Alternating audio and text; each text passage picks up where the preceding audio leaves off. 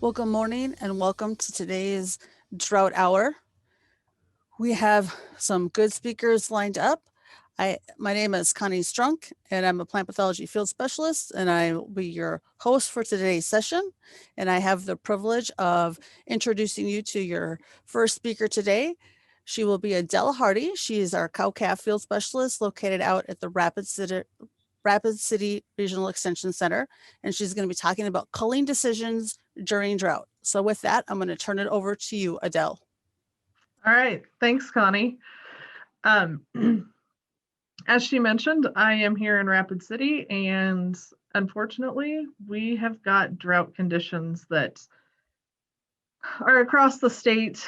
Different areas are more severely affected than others, but that doesn't mean that we're not all affected by it in some way, shape, or form. So today I'm going to talk a little bit about culling decisions, how to bring those together, and just emphasize that there is not a one-size-fits-all culling plan available for producers, and that our individual situations need to be able to dictate what direction we go and how we plan out how we're going to cull those animals. So before we really get started into the culling decision side of things, I'm going to talk about how we need to kind of take an inventory of our feed, our animals, and then help us to understand where we may have shortfalls and how we can allocate those feed resources, which are then going to be critical in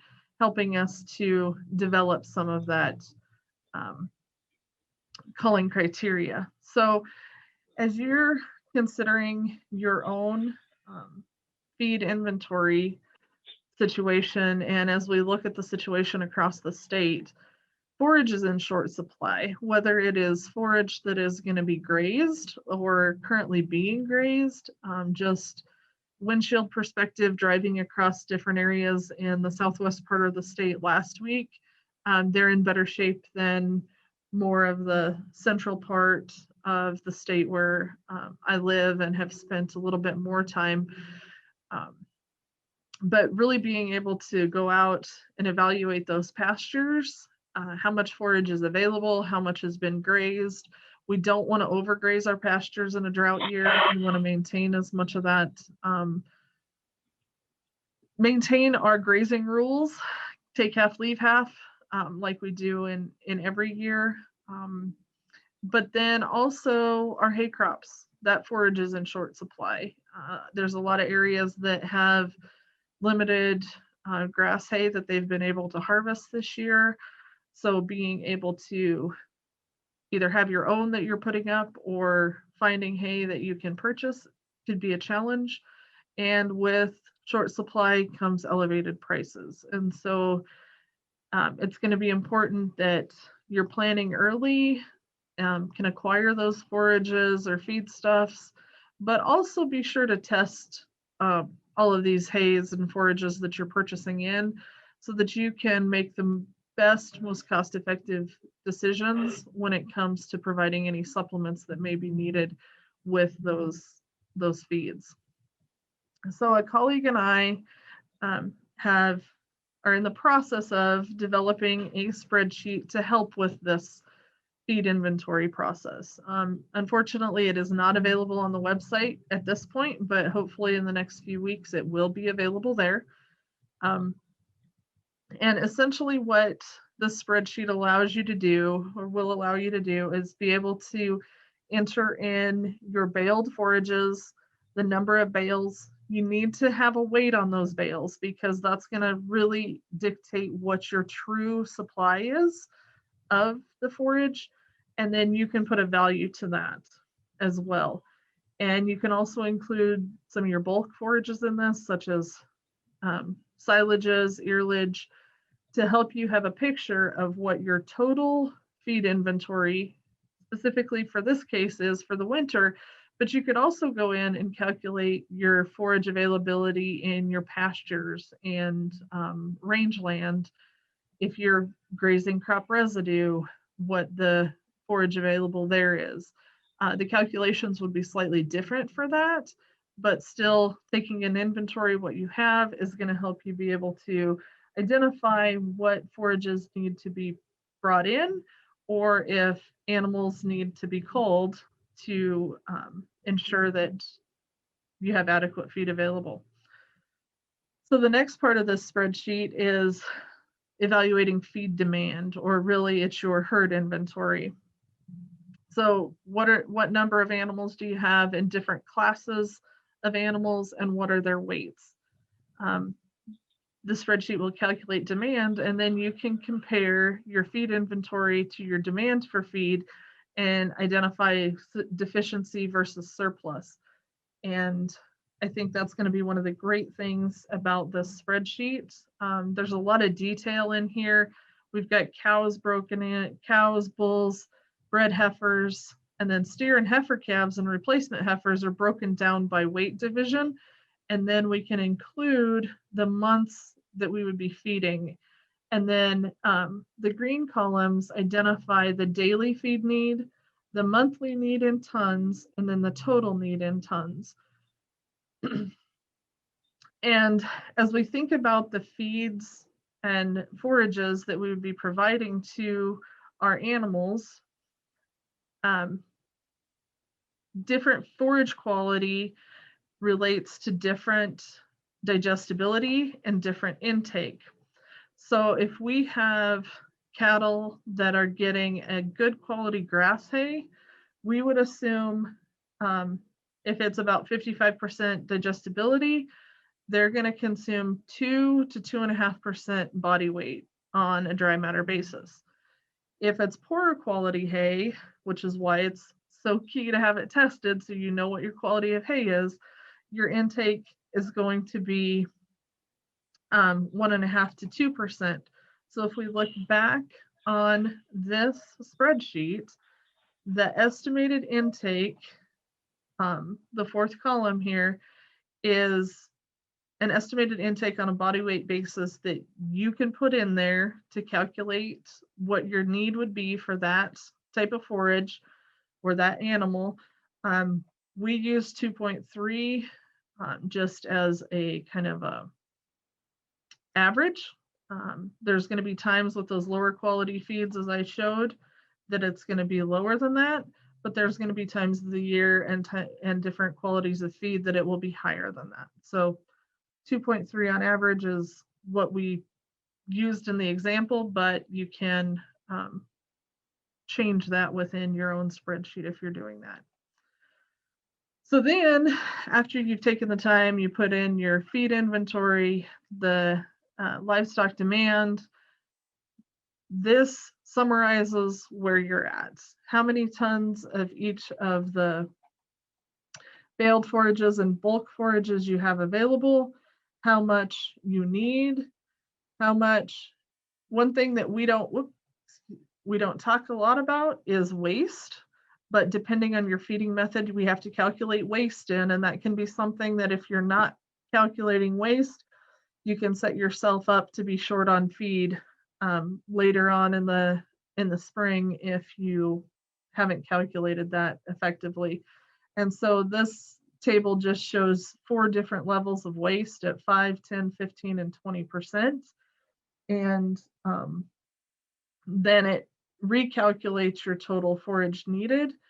And then the bottom one shows whether you have excess forage or are in a deficit depending on your waste. So if you're feeding in round bale feeders and you have a lot more waste, maybe closer to the 20%, we would be short 245 ton of hay in this example. And so then we would have to make the decisions on, are we going to try and find hay, which we know is in short supply and expensive this year, or are we going to make decisions and cull part of our herd until we get to a point that we have enough forage to feed the animals that we still have on our operation. So with that, as we think about developing culling criteria for our operations, it's really important that we do remember it's not a one size fits all. We can't say, you're going to go out and do X, Y, and Z, and that's what's going to be best for your operation. You need to focus on the mission and vision of your operation, what your core values and priorities are. If this is something that you haven't developed, if you don't have a mission and vision for your operation, just take some time and sit down and think about what's important to you, your family, the operation, what direction are you going, and then start to develop that mission and vision if you don't have it, but really focus on what your core values are, what's important to you, what's going to keep your business thriving into the future. And then you want to focus your culling criteria on those things. Which cows or traits are going to keep you in line with that mission and vision and goals? You don't want to make rash decisions that are going to drastically change the direction of your operation, and then you have to come back and try to rebuild from that. You really want to focus on using this time as an opportunity to really focus on those goals and make changes that maybe have been slower to make because you haven't culled animals as rapidly, but see this as an opportunity to really start moving your operation towards those goals, and then focus on the traits, the characteristics, the cows that are going to help you to reach the long-term goals of your operation. And so here are just some possible culling criteria. This is really some food for thought, some things to get you to think about as you're starting to make these decisions. I know there's a lot of producers in my area, around the Phillip area, who have already started culling a lot of females, cutting their numbers down to meet the standing forage that they currently have. But some things to think about. So preg testing early, culling your opens and late calvers. This can do multiple things for you. So it allows more forage resources to be allocated toward the most productive females. It allows you to cull those late calvers. They may be ones that are keeping you from focusing on or getting to the goals of your long-term goals of your operation. The challenge is when we're in a situation where a lot of producers are culling because of drought, our prices are depressed, and many of you are seeing that now. And so if you can preg test early, cull those opens and late calvers, trying to find a market that's going to be optimal for your situation is going to be best, in trying to get the most economic return that you can out of those. The next one is going to be, one more thing on this one. If you have heifers that are open, consider the opportunities of sending them to a feedlot, because typically heifers are going to do relatively well when they go to a feedlot. That may be another option for them versus just sending them directly to a sale barn, if that's something that you're interested in. The other thing to think about is culling some of those cows after they've reached a specific age. So maybe you need to determine that magic number for you in your operation, but maybe it's 8, 9, 10, because there's pros and cons to this. Typically, these cows are going to be larger, which means they would require more feed. They may not maintain their body condition score as easily as some of the younger cows. And the other thing is these are not typically going to be those that are leading the genetics in your herd. They've been longer standing genetics in your herd, which is not a bad thing by any means. But if you're really focused on moving your herd forward genetically, these cows may be holding you back a little bit. So once again, focus on that mission and vision and what's important to you and which cows are going to help you get there. But the other thing with these cows is to consider is that they are the cows that are adapted to your system. They're likely already paid for themselves, and so you've got to evaluate the pros and cons of doing that. On the complete opposite end of that, you could consider selling replacement heifers rather than developing them.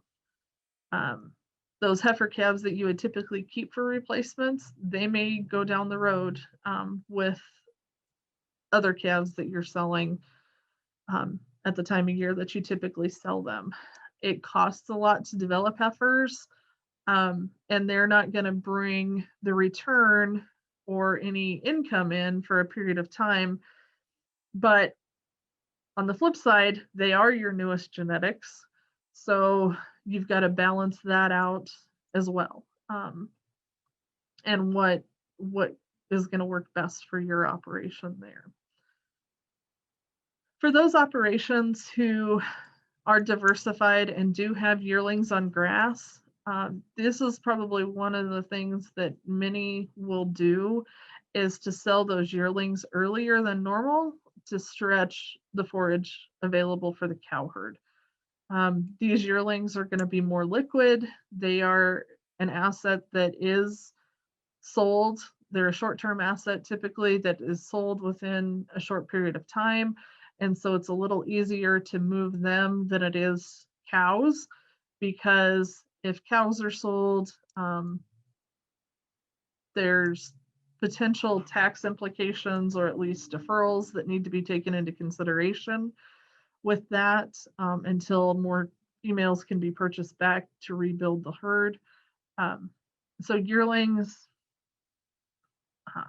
selling them off at an earlier time point than normal can allow for additional forage to be allocated for the cows. The other thing is, once you've kind of made these decisions and culled what you needed to, if you still have additional animals that need to be culled at that point, really look back at some of your records and cull some of those females that based on disposition, thriftiness, overall production.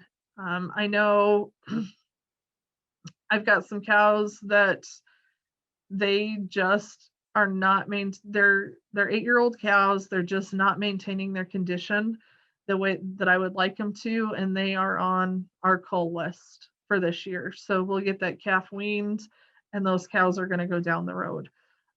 It's just they're not going to be the most efficient, and they're still going to eat a lot, but they're not utilizing it as well as some of the other cows that are maintaining condition as well. And so you may also have situations where you've got a really big cow that weans a really small calf. That's another opportunity to, yes, she's weaning a calf, but she may not be helping you move toward your goals. And then the final point is to look at culling the bull battery. Bulls, especially the older ones, are much larger than cows, means they require larger amounts of feed to maintain that weight and condition score. And depending on the number of bulls that you have and the size and ages of those bulls, after breeding season may be a time to cull more bulls than normal and be able to utilize some of the forage that they would have for maintaining that cow herd at times. Realizing you would have to purchase that bull battery back, but if you're culling cows, you may not need as many bulls next year either, depending on the situation. So just take some time and think through what may be best for your operation. So in summary, complete that feed inventory in demand. evaluate whether you have a surplus or deficiency, and then which direction you're going to go. If you have a deficiency of feeds, are you going to try and acquire more feed, or are you going to use that as an opportunity to cull some of the herd and really focus on improving your overall herd and performance? So in order to do that, really focus on your mission and vision when you're developing that culling criteria so that you are moving your operation forward, and focused on what your goals are, and determine what your culling criteria is, and then prioritize that. I gave you a list of a few things to think about. Everybody's situation is going to be different, but then write it down for future reference. This culling criteria should be something that is in your drought plan. And if you have it, great. If not, this is a great opportunity to write it down and add it to that drought plan. So with that, here's my contact information, and I would entertain any questions. I'm going to introduce you to our next speaker. Our next speaker is Robin Salverson, and she is a cow-calf field specialist located at the Lemon Regional Extension Center.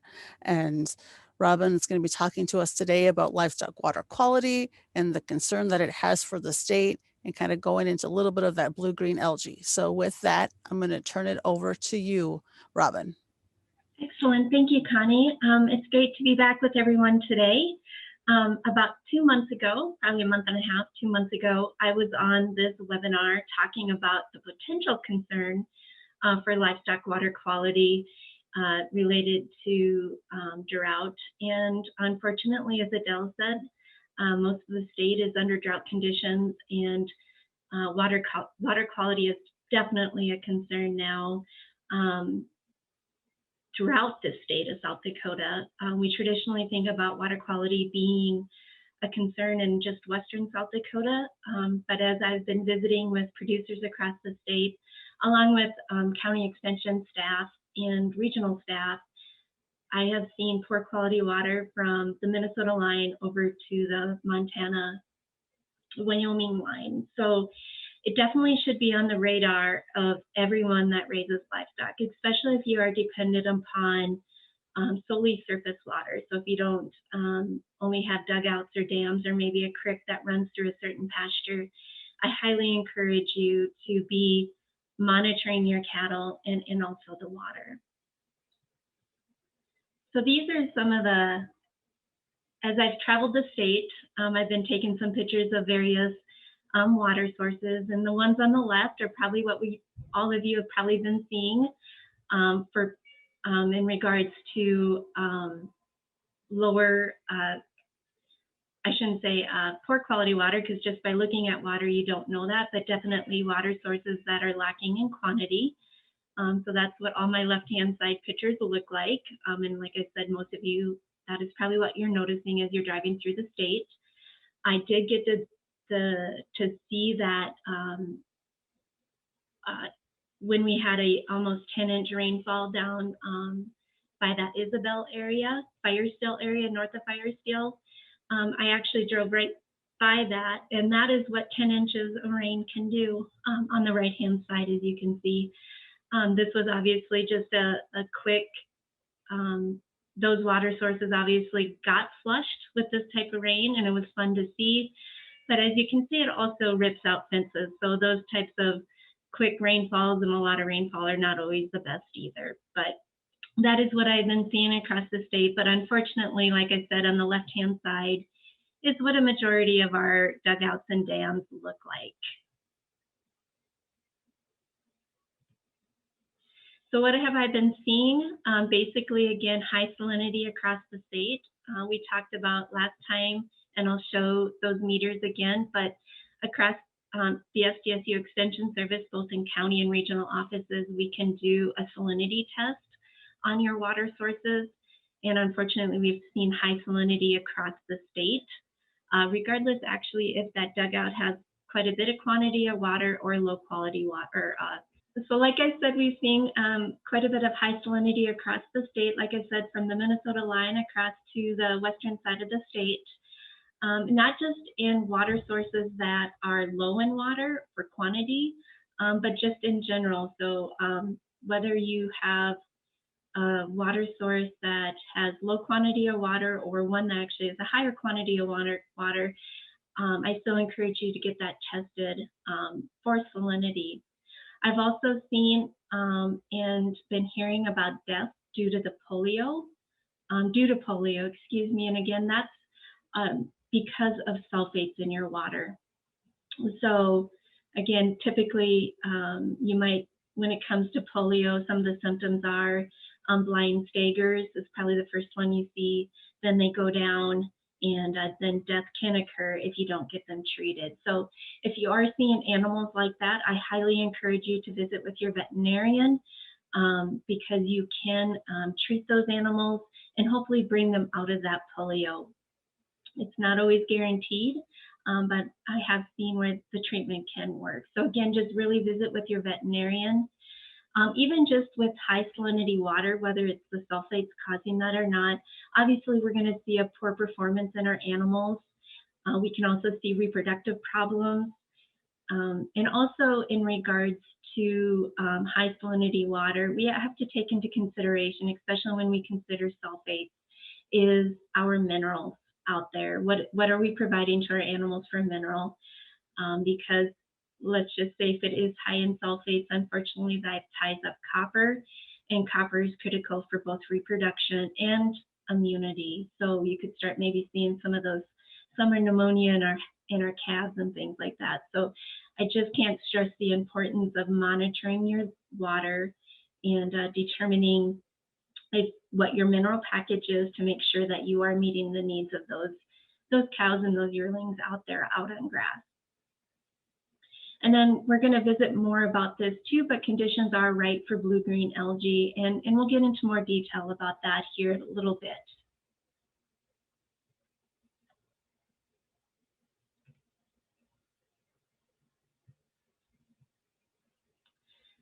So just a reminder of where we are conducting those electroconductivity tests, or we also call them the quick test. We just have a meter that reads, again, the total salts or salinity.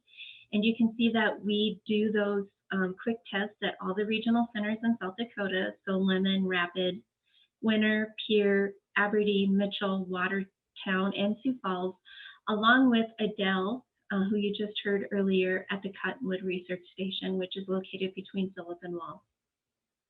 And then we, some of the county offices also across the state will do that quick test or electroconductivity test for you. So you can see that listing right there. And also you can do a search on our SDSU Extension website and find those different county offices and regional centers also that do that quick test. I also encourage you to maybe visit with your veterinarian and our nutritionist because they also may do that quick test. What do you need to provide for water, and how do you what type of container does it need to come in? All you need to really do is provide like a pop bottle, water bottle. You can see here is a glass jar of water. And that's all we really need to be able to do the quick test.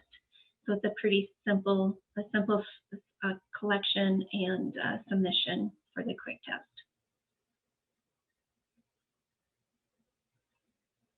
After you bring it into a regional center or county office, one of us is cow-calf field specialist or a range field specialist, or one of our state extension specialists will call you and visit with you about those results and make some recommendations.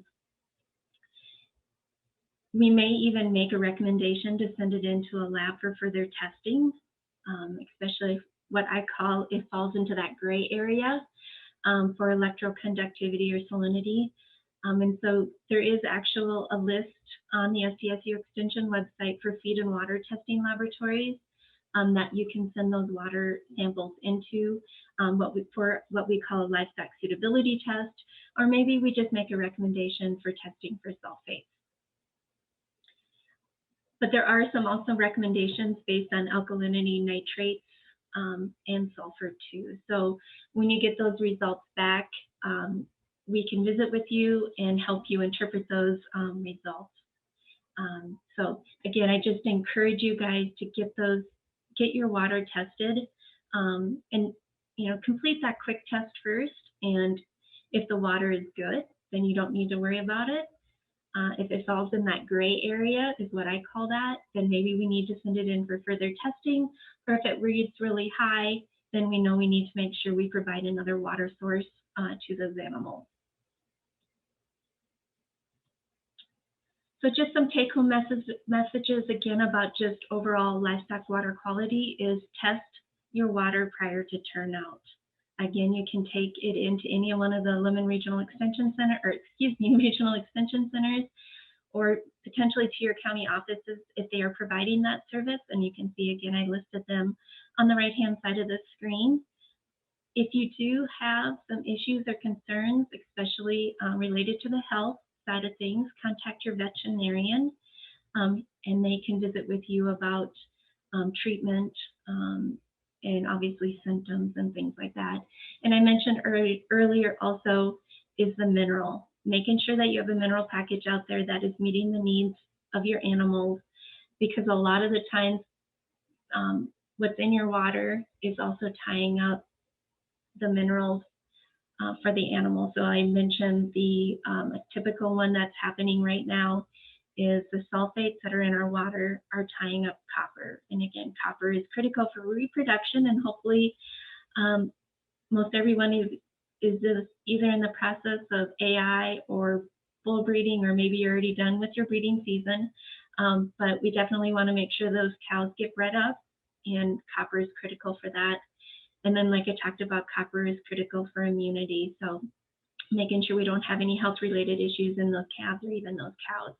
But there's obviously a lot more than just copper and sulfates and things like that when we talk about minerals, and it's a very complex, minerals are very complex, but we just want to make sure that your mineral package is good and so you don't see any additional issues or concerns. And regardless if sulfates are high or not in your water, just overall water quality, again, talking about salinity, if they're not consuming water that they need, obviously you're going to have just performance issues. You may see lighter calves coming off of grass. And obviously we sell pounds, and so you want to make sure those calves are as heavy as possible this fall when you wean. So again, take home message, test before you turn out, because I'd rather have you test prior to turnout than testing after the fact when you've seen some dead cows or polio cows, or even some poor doing calves. So we're going to transition and talk more about the blue-green algae. Last time we never really talked about blue-green algae because we weren't really in the time of the year that blue-green algae would be of a concern, but unfortunately we are now. And blue-green algae you typically see when it's sunny and hot, and typically on calm days. And so obviously we've had some very hot days here recently, and you may have started to see maybe some different types of algae bloom out in your water sources. And so I want to just share some more information about blue-green algae. And one way I'm going to do that is actually share a video from Kansas State University Animal Diagnostic Lab. They really shared quite a bit of information about what it can look like. And then more importantly, the sampling procedure about blue-green algae, because this is quite different than just bringing in a sample to us to do an electroconductivity or a quick test. So, and again, I encourage you to visit with your veterinarian if you do see blue-green algae or maybe have a death due to blue-green algae. So I am going to share this video from Kansas State, and we'll take we'll watch this, and then we'll do some visiting about it. Veterinary Diagnostic Lab YouTube channel. In this video, we will discuss blue-green algae or cyanotoxicity in cattle. Blue-green algae can be blue, bright green, brown, or red. It can look like scum, foam, or a mat on the surface of the water. It also may look like paint floating on the water. Do not confuse blue-green algae with plant growth like moss, duckweed, etc. Cyanobacteria produce neurotoxins and hepatotoxins. Clinical signs can range from dizziness, difficult breathing, weakness, diarrhea, to sudden death. Necropsy findings: a nutmeg liver or unremarkable. Causes: cyanobacteria live in surface waters in low concentrations and normally cause no problems. During certain weather conditions, these bacteria produce a harmful bloom where the concentrations rise to a level where toxicity can occur. These conditions include municipal and agricultural runoffs, warm temperatures in late summer and early fall, and low wind speeds. Sampling: a water sample of at least 100 ml, including the water 1 inch below the surface. When collecting water, gloves should be worn, as some cyanobacteria produce dermatotoxins. A rumen fluid sample of at least 200 ml. Both water and rumen fluid samples should be refrigerated before shipping. Do not freeze, as this will lyse the cyanobacteria. Liver samples: please submit sections of formalized liver less than 1/2 inch thick. Diagnosis: a presumptive diagnosis can be made from clinical signs and water source appearance. Microscopy of water and rumen samples can confirm. Histopath on liver samples can also be confirmatory. KSVDL offers histopathology and microscopy to aid in your diagnosis and management of this disease. Contact client care at 785-532-5650 for more information on these tests.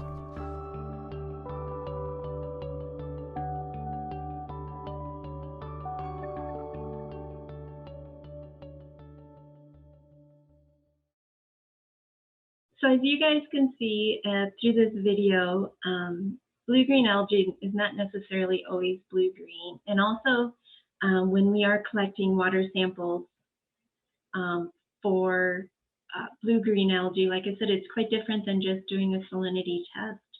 But we need to make sure that you sample it correctly, and also by wearing gloves, as blue-green algae, unfortunately, can affect not only cattle, but it can also affect humans potentially. But we just need to make sure you sample it correctly, make sure that you keep it refrigerated, and don't freeze it. As it said, it can break it down. I also wanted to show you some more pictures, and thanks to NDSU's publication of what blue-green algae can look like. So when you guys are out and about, out in your pastures, and you notice something that's not quite right, you can see if it maybe looks like one of these types of different, like I said, blue-green algae, unfortunately, it's not just blue-green. And as they said, don't confuse it with like that mat algae that's out there typically. But the name can be quite deceiving. As they said, it can also be red. So I'm going to show you some pictures from a publication by NDSU.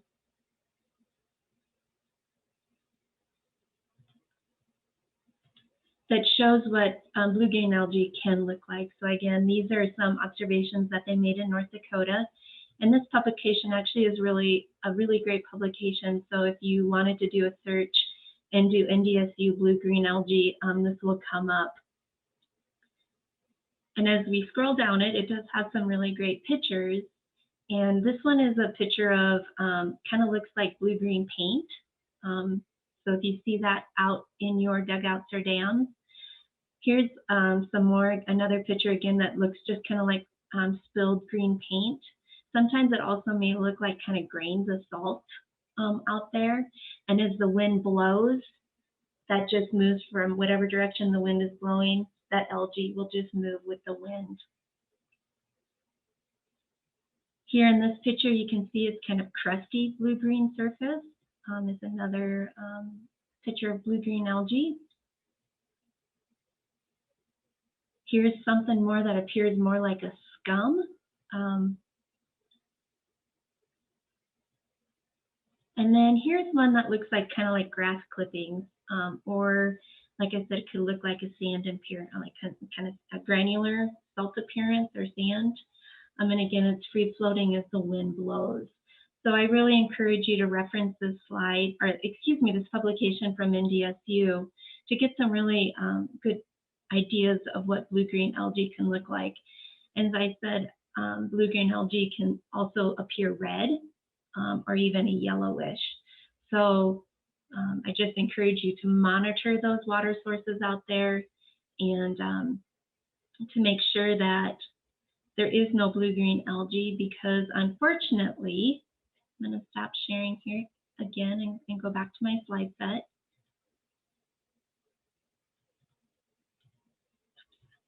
Unfortunately, blue-green algae comes and goes fairly quickly, and before you even know it, typically there's an animal that's dead.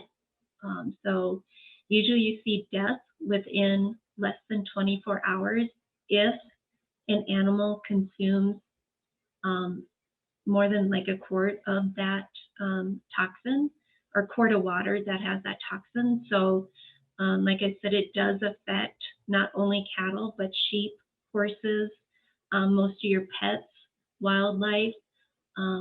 But again, for us right now talking today, it does influence both cattle and sheep. And there are some other symptoms that you may see, but probably rarely see, just because death is so very quickly with blue-green algae poisoning. Again, just can't emphasize enough to work with your veterinarian about sampling. Obviously, they did mention in that K-State video that you can do a water sample, and then you can also do a necropsy. Obviously, your veterinarian do a necropsy, but as the producer, if you do collect that water sample, as they said, you want to keep it refrigerated and visiting with your veterinarian, and or you can visit, also follow that K-State video again, and to see how you can sample or submit that. There are other labs that you can submit the blue-green algae sample to. I mentioned K-State, NDSU also, but be aware that not all laboratories, they can test for the presence of blue-green algae, but maybe not the toxins. So at K-State, they can test for both the presence and the toxins, but there's other labs that just test for the presence of blue-green algae, because not all blue-green algae is toxic, and not all toxins are as toxic. So so sometimes it's really hard to get a sample in and get it tested, because sometimes, like I said, it does come and go fairly quickly. So if we look at prevention and control, as it mentioned in that video, that agricultural agricultural practices can influence blue-green algae. And what that meant is that it needed a nutrient. Blue-green algae grows due to nutrients. And so phosphorus and nitrogen obviously are a food to blue-green algae. So if we can limit or reduce the amount of nutrients that flow into our water sources. One good thing about blue-green algae, as I mentioned, that it does come and go fairly quickly, and that rain and heavy winds or cooler temperatures can inhibit growth and break up that bloom. And so that's a good thing. That's a positive thing when it comes to, I wouldn't say controlling or preventing, but hopefully we can get back in and using that water source for your cattle or your sheep. In regards to management, obviously, if there is an issue or a concern, removing those animals from that pasture, if you're unable to do that, at least fencing it off, and so that those animals can't get down to that water source until it's safe. What's unique about blue-green algae is it may or may never be a problem for you guys. It's typically maybe present in our water sources, but until we get those right environmental conditions, that algae bloom won't occur. But when we get those dry, or not dry, but those hot, sunny, calm days, again, are those days that those blooms will actually be released from the bottom of those dugouts and dams, and then start to be a concern. So blue-green algae is a tough one.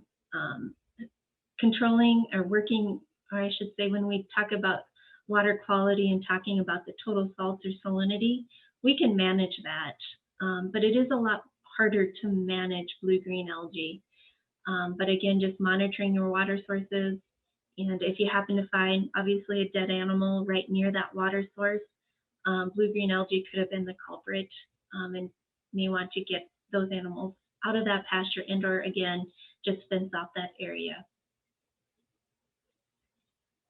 With that, that is what I have. Here is my contact information. Again, I encourage you to, again, monitor your water sources, whether it's for salinity and or blue-green algae. Again, I just rather have you guys be monitoring than finding animals that are sick or dead.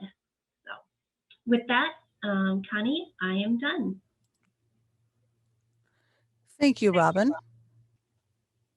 Also, just like to, if anybody's still on, to make a couple of comments. Obviously, quantity is really much of a concern too, of bogging down of your animals and things like that. And I actually just recently got an email this morning about a water quality issue, but not only is it a water quality issue, but a quantity issue, because there were two sources of water in that pasture. Unfortunately, the one that was the most boggy was the best water, and that's where all the animals are going. But then there's that concern of getting animals stuck. I think my least favorite thing to do is pull sheep out of bogs. So even though that quality is good, we may have to take into consideration, obviously, the quantity and the bogginess and things like that. So there's a lot of management when it comes to water. So, and if you've never had issues in if you've never had problems in the past with water quality, a lot of people say, I've never had a problem. That's always been a good source of water. Again, I think that mindset has been changing in people this year, because they have had a lot of poor quality water in areas that we traditionally don't see. So,